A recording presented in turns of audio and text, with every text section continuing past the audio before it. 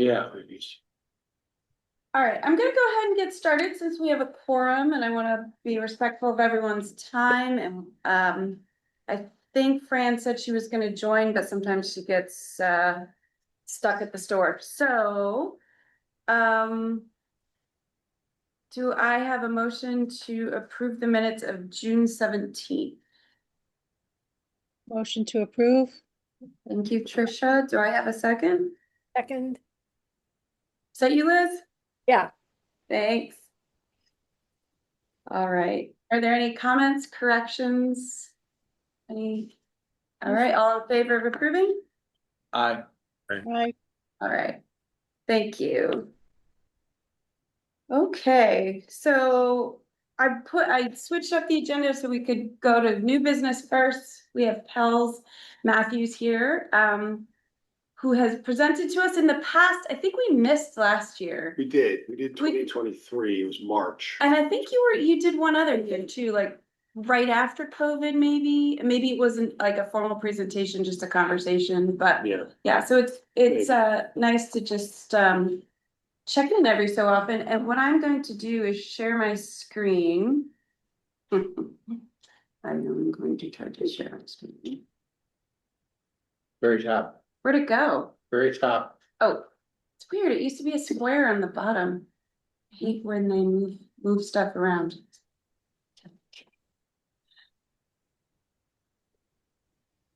All right, so can everybody see the data here?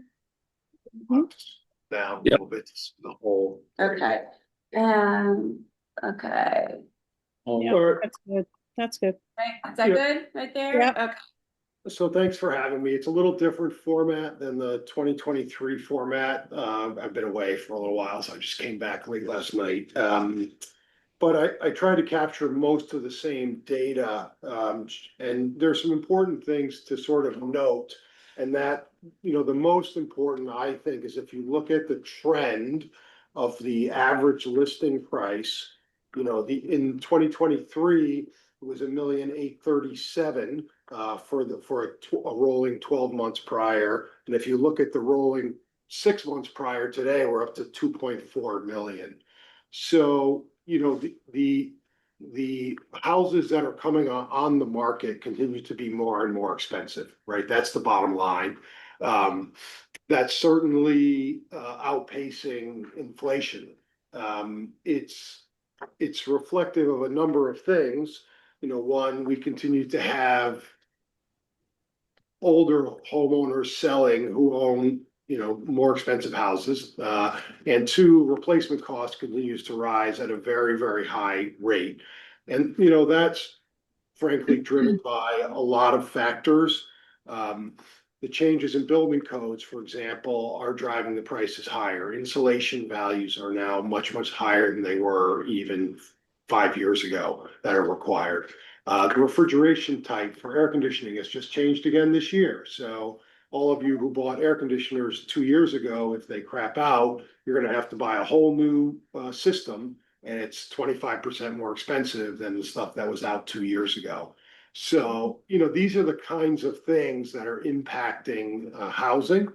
And when sellers go to sell, they have to go somewhere. So if they've got to buy something and it's more expensive, they want more for their house. I think one of the things that I said last time around was that the cat was kind of out of the bag in terms of affordability, which is the big issue that's on the table, not just here, but everywhere. And that trend continues to work against us.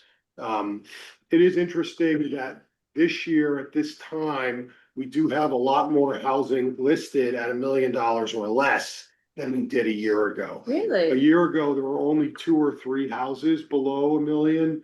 I think there are 7 or 8 today. That being said, they are, getting more and more challenged. You don't get On much. 202, they're 600 square feet. They require full gut renovation. It's not You're buying a lot. it's not easy to live in these houses. And houses that you see coming on, in the 4s, 5s, or 6s, if they do show up and they're livable, get tremendous amount of interest. We have one coming up at 475. You know, it's gonna need some bathroom and kitchen work, but you know, it's just off of 202. You know, and that's the main driver for that. It's gonna need some work, but I'd be shocked if it's listed for more than 10 days. You know, it's that kind of Wow. market. So that's like is that? Yeah, and anything, That's you know, our either second home or sort of retiree crowd who are maybe seasonal are still dominating the marketplace. You know, things that are acute by second homeowner standards continue to sell primarily to second homeowners. There are some very, very large properties for sale in town at high prices, both on and off the market. We'll talk about off the market in a second. Those are, for the most part, being offered at very large discounts to what the owners have into them. And when I say large, I mean 50% of what they have invested. Well, Right, so, you know, this has been an issue for a long time. With the higher value properties selling. And, you know, if you look at a house that's got 25 million invested in it and it sells for 12 or 14, you know, how does the assessor address that? How do people feel about building these, what I call folly houses? And there continues to be plenty of construction at 10+ million, not just in Washington, but in sort of greater Litchfield County. To date, those folks have really not been able to realize their investment or any kind of return on those properties. And you know, will that change at some point? I don't know. Most people have sort of come and looked and decided they build their own folly or, you know, do a bunch of work themselves. And so, and the stuff that's come back on the market has been, for the most part, very, very personalized. And so that's hard to resell at that price point. Everybody has their own expectations. But yeah, we're almost, you know, just over 2.4 million in the average listing price this year. I mean, that's, you know, versus 1.8 in 2023, that's a big increase. Now the average selling price is actually down a bit this year from last year. But that's, you know, the number of transactions here is so small. one outlier can Two screw. outliers can throw, you know, two sales are 10% of our volume in 6 months. Mhm. So, you know, hard to say. The things I will say that might be a little misleading here is inventory. Inventory looks like it's come down 17% in Washington for single family houses, but it actually got lower when in the end of 2024, early 2025, Litchfield County as a whole was down to 256 single family active homes. It's now up over 400. So it's trending in a better direction in terms of buyer choice, but those are still very low numbers versus pre-COVID. I mean, pre-COVID, we had 1,300 single family homes on the market. So we're about a third of where we were today in the 400s. And that's comparable to us here too. to Yeah. Washington. Yeah, I mean, Washington, you know, Pre-COVID. we would have 50, 60 houses for sale. Today we've, you know, got just under 30.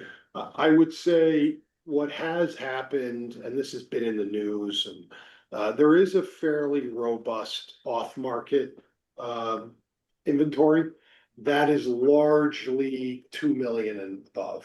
It's not really sort of the local, you know, families. And it really doesn't serve the seller generally in that. By appointment marketplace. only, yeah. Yeah, and it's sort of like, if somebody looks at all the $5 million listings in Washington and says, I don't see anything I like, I might have one or two things that I can show them that they will sell, but they're not listed. There's a lot of weird stuff like that happening. There's a large debate in the real estate industry about that as a strategy when it comes to fairness and transparency. I understand that, but I also carry in me that someone's private property should be their right to sell it the way they want to sell it. And if I'm an ambivalent seller and this is my number, but I don't want it out there, that should be my choice. You know, there's not a lot of private inventory below $2 million, right? And so when people read all these headline stories about some of the larger brokerage firms having private networks, they need to keep that in mind. It's not really discriminatory. It's, It tends to be much more expensive stuff.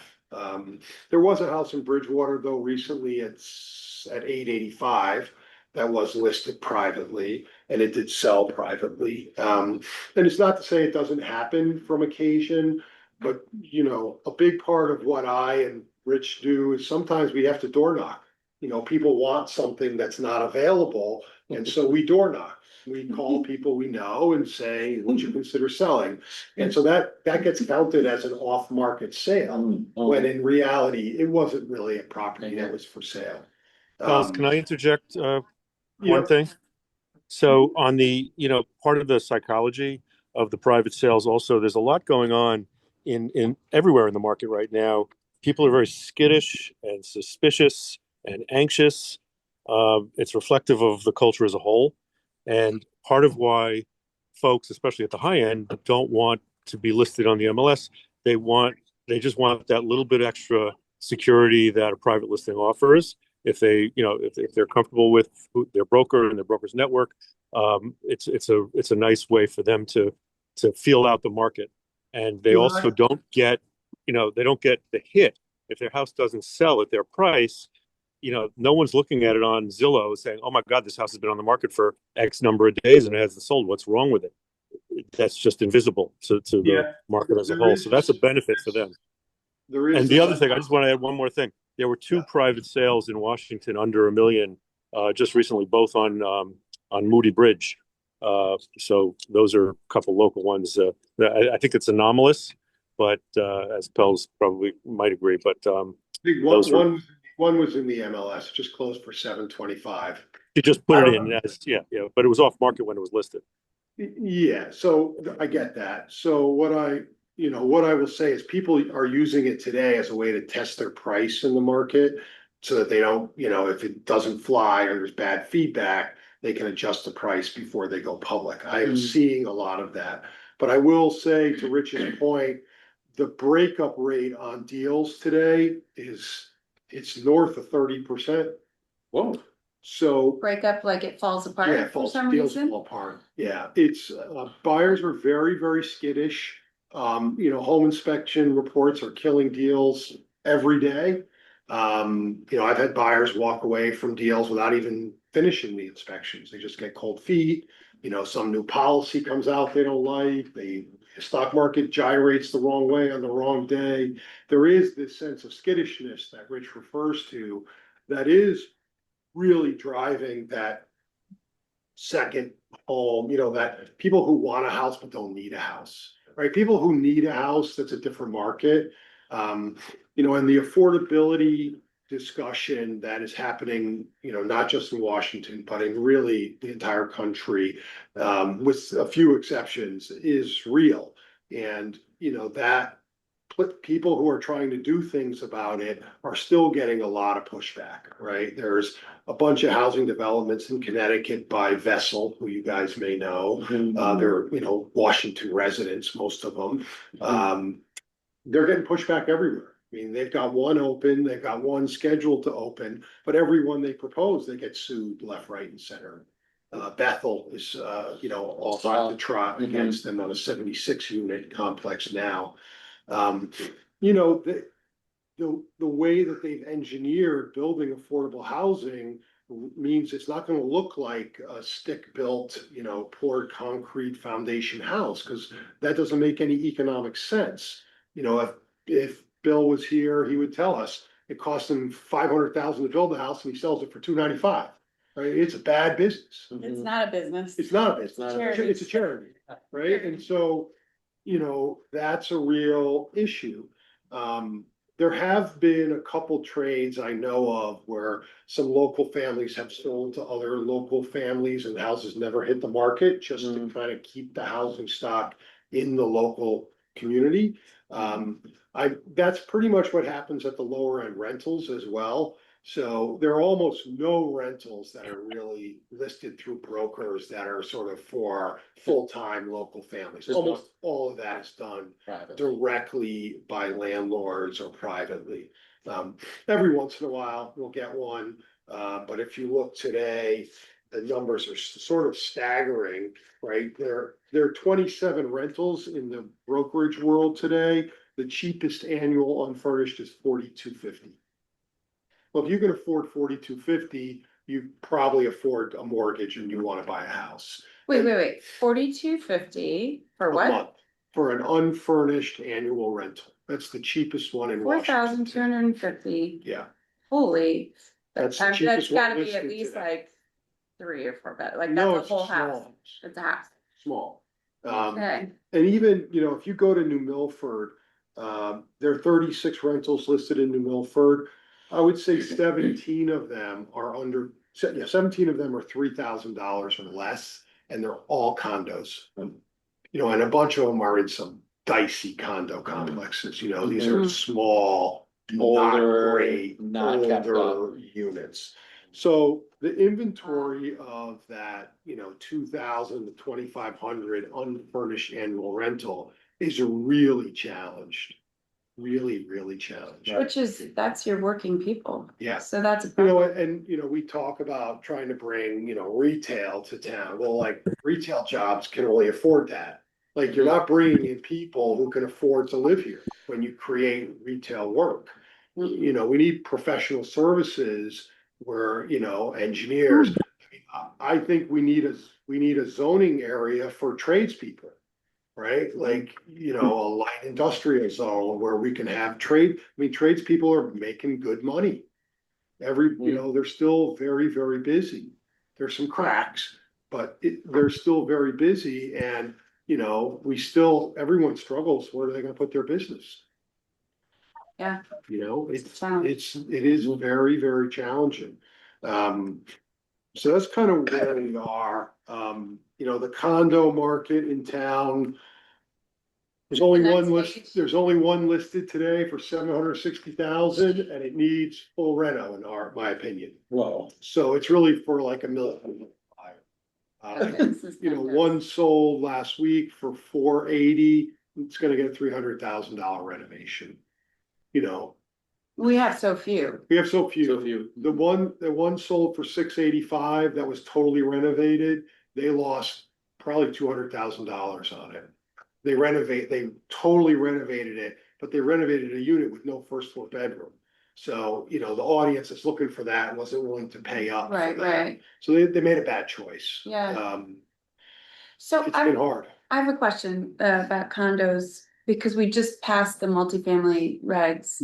Do you feel like you've heard about any developers? Like, is that on the table? We Is that tried, not yeah. like the next, not affordable, but like middle No, income? there's really not. There was a guy who tried to buy the old Morning, the house on 202 and turned it into a boarding house. He just got fed up with dealing with the boards and just walked away. I think the housing trust should buy the building on Sunny Ridge. Rumsey Hall's got 3 or 4 apartments in there. It's $1.2 million. I'm sure Rumsey'd sell to you for less. I'm not the broker on it, but like it's already divided into apartments. I mean, it needs some work, but there are few of these opportunities are ever gonna come up again. And if somebody buys it and turns it into a single family, it's gone. No one will ever spend the money to reconvert that again. no. No. Except So- why is Rumsey selling it? They're They always don't selling need it. faculty. They're oh, building it, so sure. much stuff on campus that, They want they want it all on their Yeah. campus And, anyway. Yeah. Gunn was the first one to use the multifamily reg. So they're Mhm. converting 2 single family houses into 2 family houses. But they bought right after. On the- But, on the green, yeah. But they bought weekender houses, frankly, at high prices, and they're spending, they're so underwater on those, but they don't have a choice, right? Got If they nowhere to want walkability and they want adjacent to campus, they're stuck, you know, They they're need their surrounded. faculty there. They Yeah. need them there, Yeah. yeah. They have passed on a bunch of houses that I thought they should have bought. But, you know, they are reactionary for the most part, as opposed to proactive about that kind of stuff. You know, they're running a school, they have other expense, they have Yeah, other yeah. expenses. Then It's like, priorities, yeah. yeah, I mean, they have, every year they have a new client base. Yeah, You know, it's like, it's hard to yeah. I mean, plan. if you look at the other towns in our region, you know, they're not far behind us and they're following the same trend that we've been following here in Mhm. Washington. You know, Roxbury's average list price will be over 2 million probably in the next year. Bridgewater is a little lower. Bridgewater does have a bunch of lower value housing stock. But doesn't come on that often and, you know, it's Just in the so sevens. small. Just so Yeah, small. they're small. Just, Yeah. like one, Just not a lot of houses. right. And there's, you know, there's no multifamily in either of those towns really. And there's one condo complex in Bridgewater and it's, you know, one unit sells a year, something like that. And plus, you know, the multifamily regs, you know, I mean, you know, Frederick Gunn was the first to take advantage of it. Yep. But, you know, like, I think you said, you know, there is no groundswell of, you know, rapacious developers, you know, storming the gates like to buy up land and. I'm not talking about storming, I'm just talking about like floating like an interest, No, like there's just it nothing, makes, huh? it makes no economic sense. I mean, it's so expensive to build. My right now. dad, who's an architect, is doing a bunch of developments on the shoreline that sometimes do include, affordable housing, but, you know, they're building condos they wanna sell for $700,000 to $800,000, which if we had those, I think we could sell them if they were nice. Selling them enough there. Yep. Criteria. If they had an attached garage and a first floor primary bedroom, you know, we could probably sell 20 over 3 years. Another Corey Ridge would be phenomenal. 'Cause Oh, it's yeah. well, You also gotta have land that can support it, that has the, you know, the enough sufficient space for septics. And you gotta have a well and water that can be delivered to the number of units you wanna have. I've tells you probably have this too. I can't tell you how many widows I have living in antique houses where, you know, that they bought with their husbands 30, 40 years ago who would love to move into a first floor unit condo. But every time somebody comes up at Beebrook, they don't move fast enough or it goes faster than they can. And they're just sitting there waiting for something to happen. You know, a lot of those units have needed work, and so. Yeah, they're that's older been a now. Many of them have been renovated, so, Mhm. you know, but people are in it. You know, I have a house for sale now, of a couple in their late seventies, you know, they own a Beadbrook unit, it's beautiful, they'll move into it as soon as their house sells, but their house hasn't sold. You know, and there is some pent up demand, especially for the left side of the complex as you drive up the road. You know, the side that's on 45 is less desirable. But those were the last two sales, one at 430, one at 480. So, and both those are getting renovations, but it's done. So 480 you probably couldn't build it for that, huh? Not No. chance. So, 2,000 square feet would cost you, you know, $500 a square foot. 2 million, you know, it's $1 million. Yeah, and, you know, That's- builders are telling the second home community, construction costs start at $750 a square foot now, go up from there.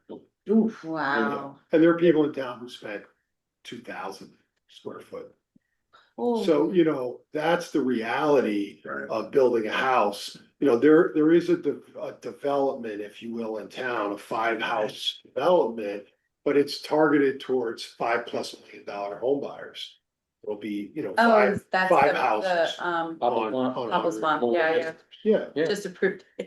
Yeah, Yeah. There's Well, another those are one. big lots, yeah. Those are big lots. There's another one that will be like that in Warren that's in the planning phase. Okay. Same thing, you know, $5 to $8 million houses, not. well, with the. You know, it's already so expensive to build. It's gonna get more expensive to build with tariffs now. I mean, because. The two, you know, if you're going stick built, I mean, it's like with the two biggest, you know, lumber's coming from Canada and Yep. Yeah. we're tariffing that. You know. Yeah, it's only gonna move the other You know, direction. gypsum's coming from Mexico, we're tariffing that. Yep. Yeah, I mean, you know, you know, lumber and drywall. You know, It's like, we're gonna see parents, you know, like the in-law suites, are gonna have like the Well, kid. I think you're gonna start to see some of this multi-generational living, you know, you see it in Europe. In California with the ADU rules, you are seeing that in California where people are building ADUs in their backyard. You know, or certainly on lots that wouldn't under any circumstances meet Washington zoning regs, No. but well, you know, they have water and sewer. yes, and there actually, there was an article yesterday, one town is now allowing people to sell those ADUs as like a condo. Oh, like a separate. Yeah, like a separate sale. Wow, So you Whoa. can actually sell ownership of your ADU. I don't. see So, that you know, happening here. No. Places are trying to figure out how to be flexible and how to be creative. Mhm. And, you know, I would, from as a person in the business, I would say we're kind of not. I mean, our little multifamily reg thing, okay, great, but it's actually not that progressive. I mean, Wow, it's better, relative. it's better than nothing, Yes, but, this you is a know, start. the reality is, you know, we have let the opportunities in many cases get away from us and slip away from us. Yeah. You know, and if the school system continues to shrink, you know, which you know, the projections are dire, but who knows? You know, why wouldn't the old primary school be turned into apartments, senior apartments or something like that? Like, to me, that just makes Right. total sense. I know it's in a floodplain, I know it's got asbestos, I know there's a million issues, but you know, we gotta do something, in my opinion, Oh, I agree. I Mhm. agree. so. Should I stop sharing? Was there anything else you wanted to point out? The last Yeah. page, what did you have? Yeah, so Litchfield the stuff? last page is 3 pages of just Litchfield County stuff, just to give you sort of a bigger picture overview. You can see the sort of the number of sales is sort of flat. You'll see that inventory's sort of flat, although I think that's a little misleading because it did drop down to be quite low at one point. But what's interesting is the pending listings have slowed down, and so the velocity is slowing down a little bit. Again, the richest point, people are skittish, people are nervous. I get You it. know, there is a lot of that. Interest rates haven't come down. People have projected that they will, but they haven't. I So doubt it. it's hard to know. And And if they do, and it unleashes a bunch of demand, prices are just gonna keep going up. yeah, I don't see, Yeah. I don't see interest rates as having. You know, So but look, look at your average square foot price sale, 200, Litchfield County at 268, that's well below build cost. Even for the greater county, and that includes, Plymouth, Watertown, Torrington, Torrington, yeah. all these Winston. places, Yeah. Winston, where, frankly, you still can buy an affordable house. I Mhm. mean, Torrington, we used to sell houses for $150, now they're $250. But, $250 still in most of the world pretty affordable. in Yeah. this country. Mhm. Unfortunately, their taxes are crazy Taxes high, are high. but, so it makes it less Yep. affordable once you're in it, but. I mean, I have a couple first-time home buyers looking to buy in Litchfield, their kids in the Litchfield school system. They have a $312,000 max they can buy. There's nothing. They're gonna, because they need an FHA mortgage, everything needs work, it's a Right. dump, it's condemnable. I mean, it's brutal. It's Mhm. absolutely brutal. There's a wait list for their affordable housing units. There's a wait list in the whole northwest corner. Is there a wait for my field? Aren't they doing something over there now? Habitat, so Habitat. Habitat's got my field and they're selling them, one at As they do 'em. as they do them, and yeah, they're not sitting empty. I mean, The minute they get quite done, they have a family in them. yeah, It's like they don't, yeah. they're getting a lot of applicants for those. There you go. And it's amazing. I just want everyone to know, I tried to share this before, but Habitat is investing a lot of money in our community because they are underwriting the second mortgage. And one of those mortgages, they underwrote like $80,000 of it, and it just is forgiven over time. I think you have 12 years to And stay. who's driving Habitat to invest money in Washington? So they were gifted that development, and with the septic in and the wells dug and the approvals in, So they're just building the houses and it's costing them about $450 to build the house, even with the septic in. But they're selling them according to Chaffa guidelines, and so if you look at the mortgages, they'll have the market price on the first mortgage, but then the second mortgage, I think that's how it works, is held by Habitat. Right, and they forgive it over slowly or so. Yeah, Okay. So to encourage long But term, they own a community well or they have individual wells? that's a good question. One- I don't One of remember. the big I think issues. it's individual. I think it's individual. No, I One- think they get their water through the Quarry Ridge system, I think. Also Do Judea, they? so that's. Yeah, Judea. I'm pretty sure they do, yeah. So that's, And one of the problems that Vessel has faced is there's a number in Connecticut, it's either 22 or 26 or something like that. Whereas if a well is serving more than that many dwelling units, it's considered a water system. It's Right. subject to all the Public water utility. systems. Public- It's, yeah, but I Right. think if they're tapped into the same as, Yeah. Quarry Ridge, And that's. Yeah, that's. It's going through the water aquarium, you know. Yeah, Aquarium, the formerly Judea Water Company, yeah, so yeah, they're on a, Oh, that's, they're on. that's but great. but that's one less thing basically, for them well, to yeah, manage. that's one thing, but here Aquarium is basically ganged wells. I mean, Yeah. that's, there's no. I mean, there's that, System, right. there's a field down next to the old Dowlers.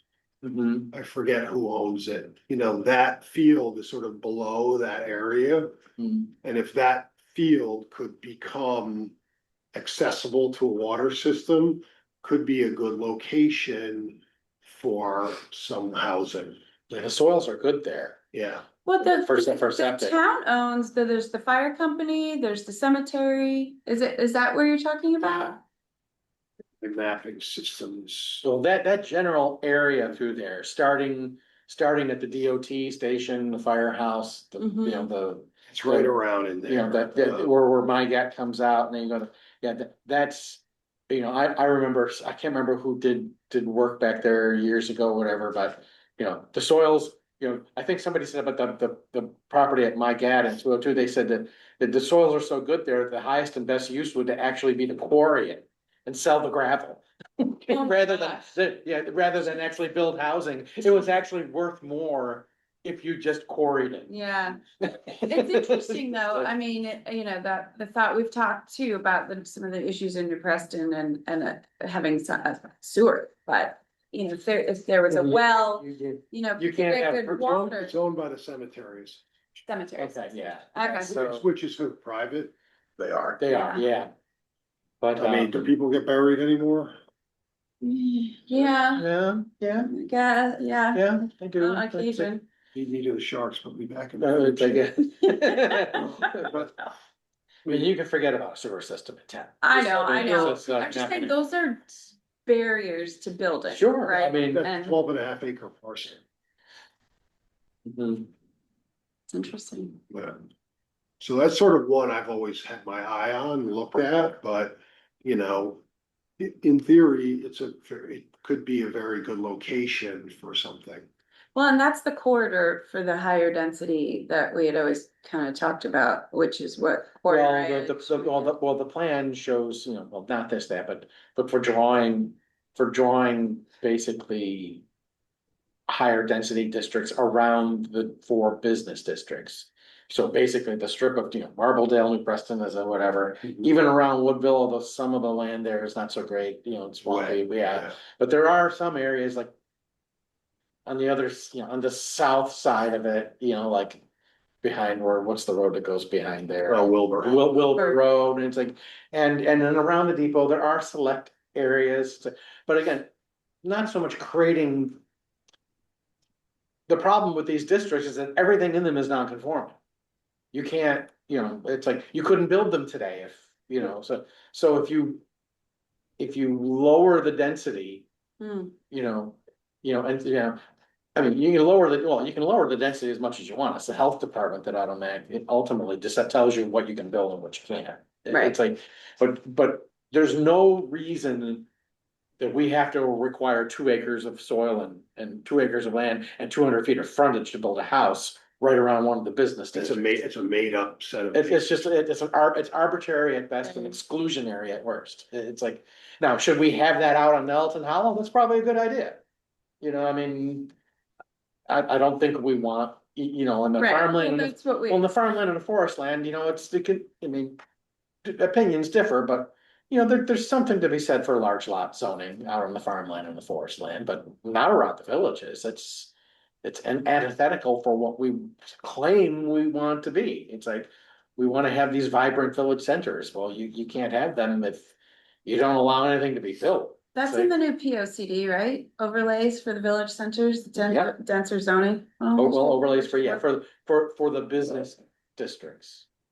Well, it's Because, almost the same, right? Business well, we district, don't do the village. greens, the greens of village center, but we're Not not, a the greens pickled, the greens historic district, we're not gonna do anything with the green. It's like, That makes sense. that decision was made decades ago. It was like, that's not gonna change, Yeah, that makes sense. so. Well, thank you so much Sure, for yeah. coming in. You know, we talk about housing and how it affects really everything in town, our business's ability to find employees.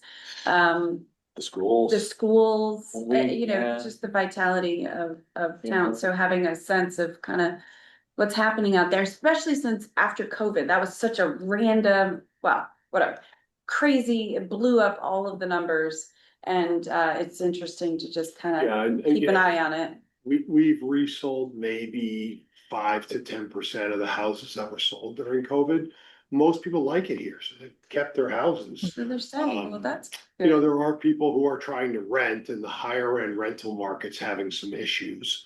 You know, there is unrented inventory. You know, you look at Steve Briganti basically trying to get out of the business, right? He's got everything for sale except for the ones on his driveway. You know, it's just tough. And you know, Cause they all moved out and bought. yeah, I mean, So they're not renting anymore. I rented a house this year for 15,000, that 3 years ago I rented for 25 for 1 month. You Wow, know, and last year I did it for 20. So, you know, that owner to get a tenant, you know, got realistic. There are a lot of owners who are holding out for the old numbers because they think that's the market. But the market goes down like the market goes up. speaking of that, it has come up at several, and I'm trying to think, it came up at housing actually last month. A lot of communities are talking about the short-term rentals. Yeah, so we track that community wide. There are towns that have very strict rules about short-term rentals. There are others that have sort of passive rules. New Milford just passed a voluntary registration rule. Roxbury has a new rule. You have to register as a short-term landlord if you rent for less than 21 days or less. Okay. Requires a contact. I mean, they had a problem, right? Roxbury. Yeah, yeah. Yeah. heard about It went that viral. Yeah, so their reg is pretty reasonable. It doesn't restrict anyone's ability to do it. There are other towns, Woodbury, Sherman, 30 days. That's their rule. Middlebury, 30 days. 30 days, what, Minimum. max? 30 days Oh, minimum. So there is no And, short-term, and there basically. are people doing it. Yeah, If they catch you, they will file a cease and desist. I am aware of one couple in Woodbury who's in court with the town. And Woodbury's position is it's not in our regs, so if it's not in the regs, it's not allowed. You know, they're taking that. That's how we run our How routes. we- Yeah. The top of our. Yeah, rules. all uses not Yeah, specifically and- permitted or prohibited. So, you know, it's very, very hard to get a definition of what constitutes a short-term rental. Now, the state has determined that if you rent your house for 89 days or less, it's a short-term rental, and you have to register with the Department of Taxation, Revenue Services, and you owe a 15% tax on the first 30 days rent. Now, if you rent through Airbnb or VRBO, the person who collects the money is considered the operator under these rules. So Airbnb and VRBO tack the tax on to the rental price and collect it from the tenant. People like Steve Briganti have to either charge the tenant that on top of the rent, or he's got to pay it himself. And I would tell you compliance is 25% at best. at Well, best. and I mean, that's labor intensive to try to. Yeah, the state uh, doesn't collect really on have it. They don't have the But I mean, resources. the town of Washington is out there taxing, if you rent your house for one day, you pay property tax on your possessions.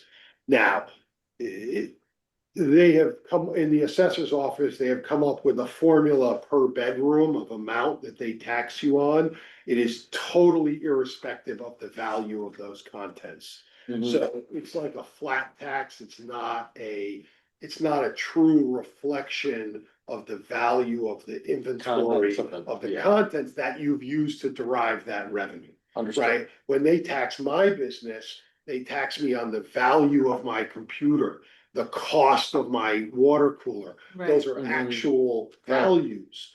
But when they tax a landlord, they're just giving you a flat number per bedroom of assessed value. You can have a gold toilet or a toilet off the street and they tax you the same. Mhm. So It's basically, annoying if every you, landlord too, by the way. if you Okay, I rent wouldn't doubt your it. house for a day, is what One you're day. saying, you are now You- considered a business? Yes, Yeah. that's because the revenue that you generate by renting your house from the town of Washington's perspective is business income. Now, I would argue that if you're Airbnb your house 24/7 and you don't live there, it's not actually a residence, it's a business. Yeah. Right, that's the so, point. that's a different conversation, and I think people who own their house and rent their house for 2 months or 3 months while they're not there is one thing. People who buy houses never live there and just rent them as a business are operating businesses in residential zones. We've Yes. done nothing about that, but that's, and those houses are certainly not renting to locals, to local families. I mean, they're not resident, I mean, they're Do you think there's a furnished, lot of them? a ton of them. Really? I mean, I don't really. There's just no way, well, it's really difficult to know because, I mean, I just think back to when my daughter did the census work and she was going up to all these places that.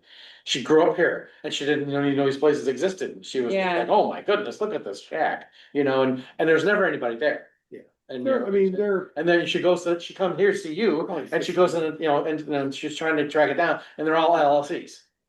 Yeah. There's no name. That's No, what no. Roxbury is doing that registration, so that they have a name and a number to call. That Mhm. can't hide behind LLC in case there's a problem. I do see that on the They mayor's charge, I think they taxes, charge a lot of $200 to LLCs. register, it's a one-time flat fee. It's not, I mean, there are other things, you have to have rules and regulations posted in the house, you gotta have a fire extinguisher, Yeah. I mean, my biggest issue is some of these houses are advertising, sleeps 14, 3 bedroom. Car, Yeah, it's all that's not fine good and for the good, and neighborhood. look, well, forget the neighborhood, how you use a house is up to you once you own it. But if you rent a house out and you advertise it as 6 bedrooms, but it's really 3, and there's a fire and people die in a room that wasn't a bedroom, didn't have egress, doesn't have smoke and CO2 detectors, you got a big problem. Yeah, You got a big problem as a landlord. Mhm. And I'm not sure it's the town's job to police that or not, I'm not judging on that. But if I owned those houses, I wouldn't take that risk. Yeah. no, Well, that's. But, the town would have to double the land use department in order to even take, To- to even have an right, attempt at right. monitoring that, I yeah, mean. there's like 20. Huh.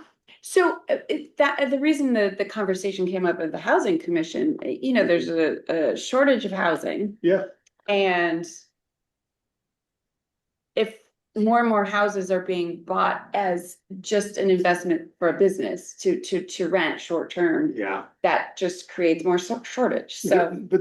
but I don't know how much of a problem it is. There 'Cause we don't- were a number that were bought pre-COVID at prices that, maybe local families could have bought at. Today, if you're looking to do that, the house has to be nice enough and meet certain standards to get a certain price. Right. No one's gonna buy our $450,000 Christian Street listing to Airbnb it. I mean, maybe, but not likely. No, There are people who will buy a house for, 800,000, make it cute, and then when the weekends they're not there, they'll put it on Airbnb. That does happen. But if they're the primary user, I feel like that, Yeah, that may or may not have influenced their decision to buy it as a second home. I do know that some of the last census data said that we were around 40% second home. You Oh, know, yeah. vacancy, second home, and that does affect wouldn't. the yeah, availability. I mean, look, we have to admit, we are, the driver of our town is second homeowners. The economic driver of our town is second homeowners, from a housing perspective. Yeah. And if we think we're anything other than that at this point, you got your head in the sand. Yeah. I mean, I'm Yeah. just being honest, right? Like, yeah, it Yeah. just is what it is. No, I know. Average listing price of 2.4 million, there it is. Yeah, well, but that was a big change because it was less, it was around Yeah. 25% in the last I mean, P O C D. 2019, that number was 730,000. So in 6 years, it's gone from 730 to 2.4 million. Yeah, Triple. that's, talk Sorry, about It was outstrip, 806. talk about outstripping inflation though, I Yeah. mean, that's just crazy. I gotta walk into the Yep. office, Mary Ann's leaving. Oh, okay, Right, oh, God, okay. sorry, Okay. you're gonna have to answer phone. Sorry. I'm here. Yeah, that's true. Yeah, lock the door when you get there. It's the speeding tickets, that phone is Oh. off the hook, it's insane. I mean, there's a lot to talk about, I know. Yeah. Mhm. No, it's. You know, it's a hard subject and it's a subject, I think the town could look to other towns that have gone through this and that have done things. The little town of Cornwall has done a better job than Washington, in my opinion, with affordable and senior housing. Ah, They're Affordable. very progressive. yeah, they are. Now. And, the ramifications are we will just continue to become a resort town. Second home, whatever you wanna call Yeah. it. That's just the way it is. Yeah. It is. In terms of like prospective buyers, are you seeing, are you seeing any significant shift in terms, percentage wise or demographic? I mean, and maybe you just, I mean, are you seeing, it's just more people looking for their second weekend getaway? Or is it more families trying to buy in, or is that mixed? range? I don't see a lot of families. Mhm. I got a call today, couple sold their house in Virginia. They wanna move here. They don't like the climate in Virginia where they live. They wanna move to Connecticut. They think this is a better place for them. But they're a retired couple with adult kids spread around the country. Mhm. This will be their primary home, but they'll probably be here 9 months a year. Right. Won't work. They're Yeah. not in the workforce. Well, I mean, like on my street, the little houses on my street are all retirees now. Yeah. They're every single Yeah, one. They were people who bought in, they were wealthy enough that they could downsize to here, Right, and. but it's smaller homes, we don't have a Yeah. ton of those, but No, yeah, but when, I'm sure if there's a, Jesse Lord is maybe the only one on your street. In the red house. yeah. Yeah. Yeah, but all of them, the rest of them, well, you sold the house. Yeah. Next to me, it was just like a wonderful couple. They're wonderful, but they overpaid for that house and then they did like a 6-figure reno inside, and I'm like. I was in that house, but when it sold, I said, it was in moving condition. It was like, To each his own. yeah, it's doesn't like. like it. Or does anyone else have questions for Pels while he's here? All right, thank you. Great presentation, Pels. Thank you all. Thanks, man. Thank you. Thanks, Yep. yep, Mhm. we'll See you. Block see party. you. All right, great, that was the bulk of our meeting, we'll wrap up quick. Old business block party, just wanted to thank those who came and worked our table, that was Robin and Trisha and Kristen, I believe, and I don't know, I was in and out a lot, and it's kind of a blur, because I was working the Arts Council table as well. But we did collect 14 new emails, so that's great, and had some conversations with some new people, so mission accomplished, I think, on that. It's and it was a beautiful evening, great turnout. Sorry, I missed it. Yeah, Had to work. it was beautiful, everyone was so happy to finally have a nice weekend, you know, it was Friday, it's not Saturday, but it was really well attended and, all the feedback I've gotten was very positive. I don't know, Robin, anyone who was there, does anyone else want to chime in? I wasn't there, but I heard that, all I heard was good stuff. Good, good. And I heard Kristen killed it with getting the emails. I Okay, can't believe how many new emails there were. And good.